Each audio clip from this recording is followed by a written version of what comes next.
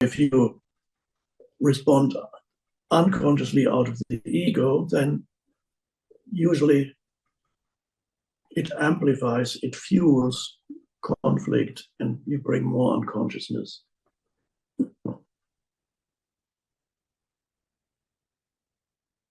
But in a strange way, your state of consciousness affects other humans, even humans you don't come into contact with.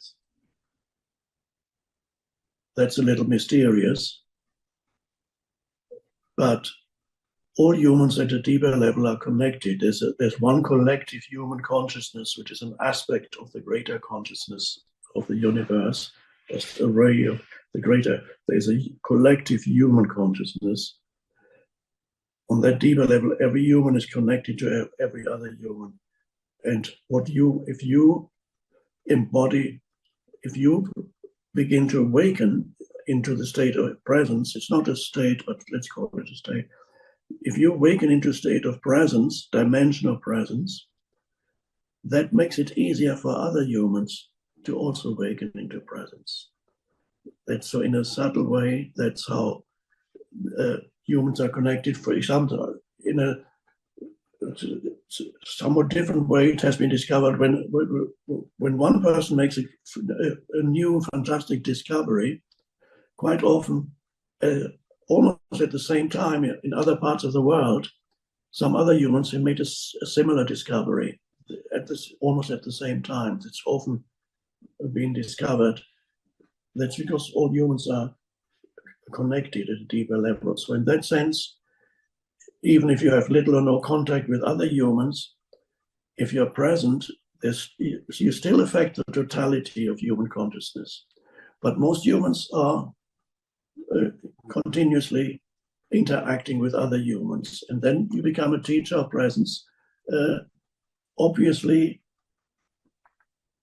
if your profession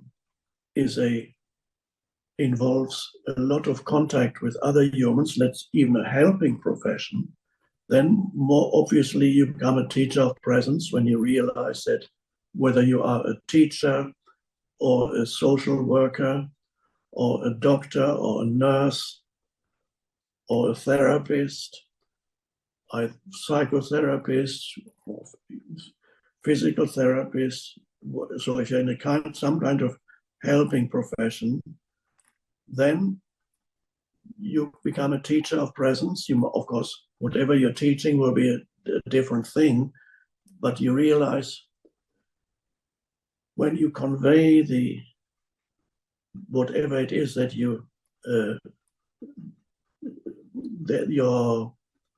the modality that you use to interact with those humans, helping capacity, if you're present, that presence flows into the way in which you relate to the other human being. Let's say you're a therapist. A therapist spends a lot of time listening to humans and they're talking. That's usually encouraged in therapy. So you're listening, and the other person, your client, your patient, whatever you call him, her, is talking usually about their problems. And then the therapist has a certain modality. She has been trained in a particular therapeutic approach, whatever it may be. Could be old-fashioned psychoanalysis or something more modern. So the therapist will be applying their particular modality, been trained to approach the situation in a particular way. But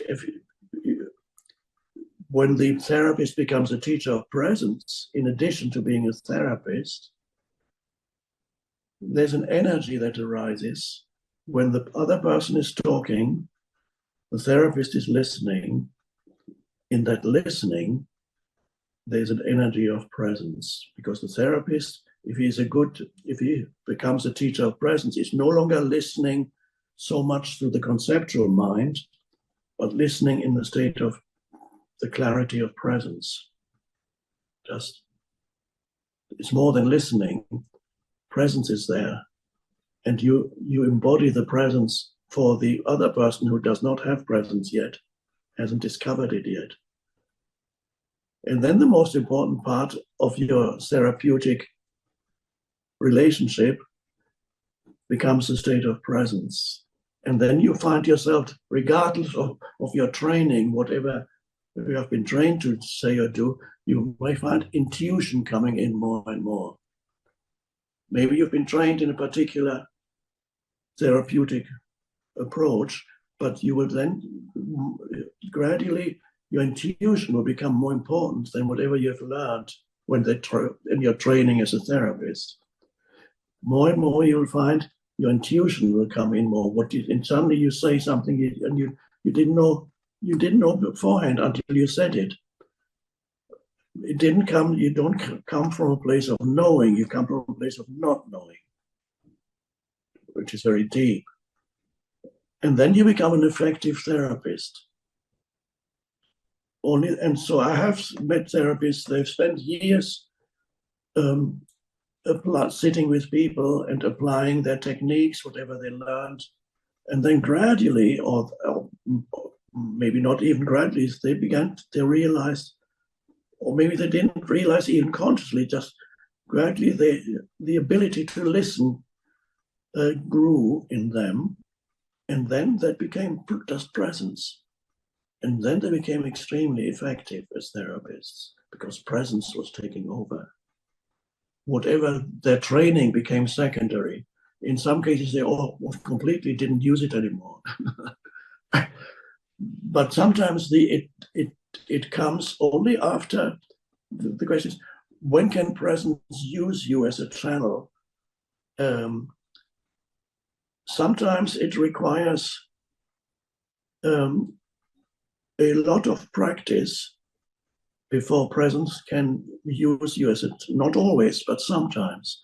This not only applies to helping professions, it also applies to presence arising in you when you are engaged in some creative endeavor, whatever it may be, you're a musician or an artist or whatever it may be, composer, maybe interesting. Is presence able to use you as a vehicle or as a conduit, can flow through you and inspire what you create and do? Yes, but often it requires many hours of practice so that the channel is ready for presence.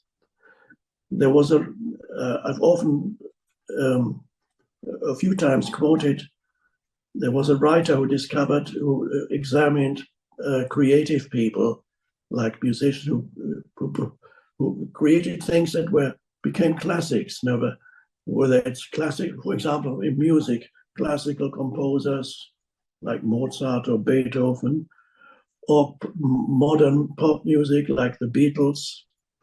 And he looked at the hours they spent practicing their craft, so to speak, thousands of hours before presence was able to suddenly come in and they became inspired. And he stipulated, he calculated and said 10,000 hours you need. And then there's a possibility for presence to flow in. And then what you then create through presence, you don't create it. What is being created through you becomes unbelievable. You say, how can a human create such beauty or such powerful thing? Even with, if you look at the Beatles, it's relatively, compared to Beethoven, Mozart are more complex classical music constructions. Nevertheless, the Beatles also, the songs are deeply inspired. There's a quality to many of their songs that this is why they stay around. They'll still be played in 200 years' time, 300 years' time, whereas most other music disappears after a few months or after a year, definitely, or even a few weeks. It's popular for 3 weeks and then it's gone because it's just noise. with a little bit of hype, you can make that noise popular for a little while and then it disappears. But there's a quality, what is created through presence, there's a quality to it that you cannot define, but almost everybody can sense it and feel it and even be touched by it. So that's how. So I wouldn't say that in a way, in a wider sense, you could say people like that, they are also teachers of presence. They teach through whatever they create through presence becomes extremely helpful to other humans because it still contains the energy of presence.